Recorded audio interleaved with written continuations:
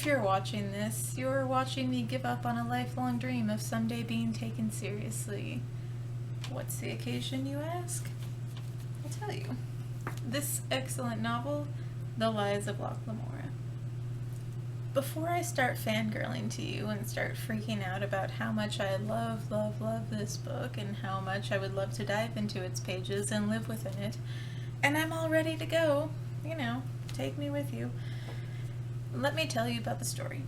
The author, Scott Lynch, has created, it's not an island city, it's made up of islands, but it's on the edge of the continent, and it's like swampy and hot, and there are sharks in the canals, and a lot of the culture there revolves around the water, obviously, because, it's everywhere.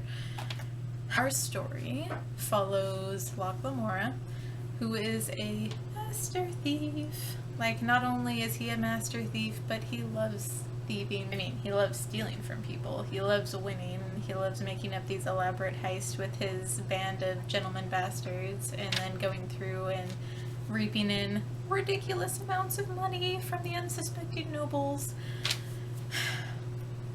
If it seems like I'm sighing a lot, it's because I can't breathe in this corset.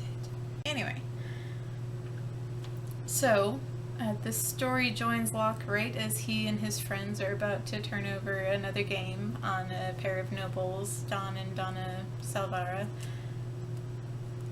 They've put all the pieces in place and everything seems to be going well. Unfortunately, they chose a very bad time to do this because right when they're getting into it, stuff starts to go down in the crime underworld. Now, to explain the crime underworld, I pretty much just have to say mafia. It's pretty much what it is. It's run by the Capa, and the Capa is like the king of the underworld. He runs all the thief and all the crime and all the underground happenings, and all of the criminals in the city report to him. Except the brothels. They are independent, and there's a fun little passage in this book about how that happened. But Locke is doing something very bad, where he's stealing from the nobles, and he's not allowed to, but he does it anyway. Anyway, so this game that he's pulling at this time, secretly, without the crime boss knowing about it, because that would be bad, it's taking place right when a new mysterious figure appears in the underworld and starts killing off the Capa Varsavi's men. Well, that's got the crime boss pretty freaked out. Like, understandably, because he's used to having control of the city, and now this stranger has come in and started killing his guys, and it's like, I don't know what to do. Things start to happen pretty quick at that point. Anyway, but so excellent, I can't even tell you. So, this book is excellent, and I will tell you why. Let me start with the writing style.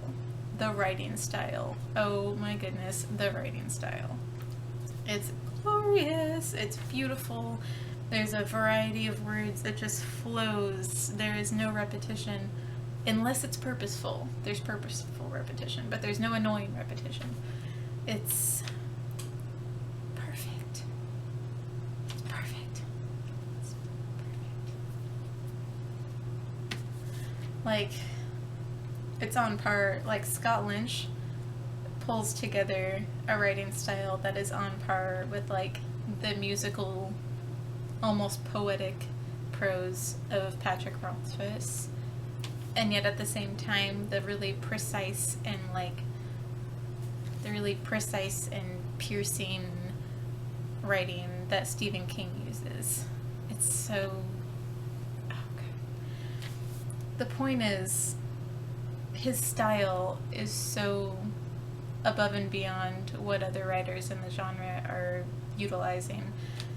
It makes his story that much more like punch to the gut. I can't exaggerate to you how important it is for me when a writer has that writing style that 10 out of 10 would buy again excellent, smooth, goes right through your mind without you having to think about it, writing style. It's great. There is too much in this book to really go over to my satisfaction, so I'm just going to tell you, read it. Buy it. Read it. Do it. I don't know, I don't always tell people that. I don't always tell you, just go out and buy this book. Because I understand that some people have different tastes. You know, I wouldn't just tell anyone to go out and buy Game of Thrones. That's not for everybody. As much as I love Stephen King's writings, that's not for everybody. As much as I love classics, that's not for everybody.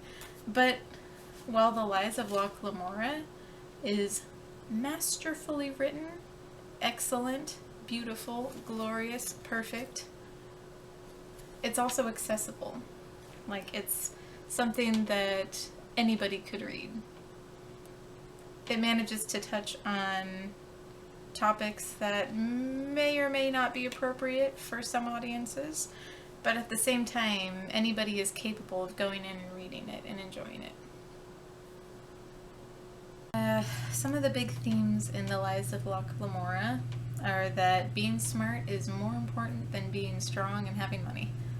Like, most of the book is Locke thinking his way out of a lack of strength or a lack of money. Also, and this is the big thing that the whole book is about, is paying debts. It's a theme that will reoccur, comes back to the very end of the book. There's this underlying current of debts have to be paid, and they will be paid. It's damn good. It behooves me to admit that even this book is not perfect. I can't tell you how much it pains me to admit that this book isn't perfect.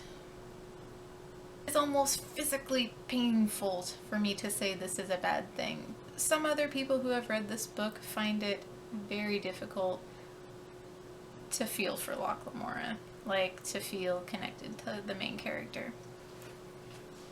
I can see why. You know, he's a little bit aloof. He's not like a mad genius, but he is very smart. Is very quick on his feet. He's a grade A jackass. He pulls some stunts that are excruciatingly good. But I have heard it said that some readers of the Gentleman Bastard series have a hard time attaching themselves to Locke Lamora. Like, they have a hard time feeling for the main character, which is kind of a huge problem if you don't care about the main character. I don't understand this because I didn't have this problem. If and when you read this book, you'll have to see for yourself.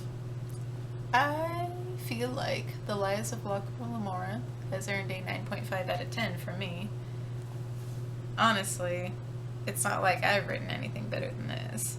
I should be giving this a 12 out of 10, but I'm not gonna.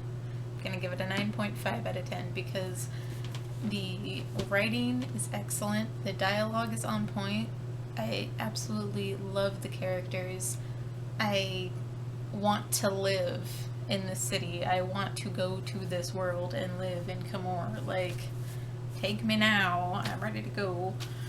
Like, this is not only an excellent story, it's something that I can't wait to go back and read more about. But at the same time, Locke is sometimes hard to really get on board with. Sometimes. Mostly I'm just stubborn and I don't want to give out a 10 out of 10, so I'm giving it a 9.5 out of 10. That's pretty much what it comes down to. I would recommend The Lies of Locke Lamora to anyone who has ever read fantasy, who has ever had the slightest inclination that they might want to read fantasy.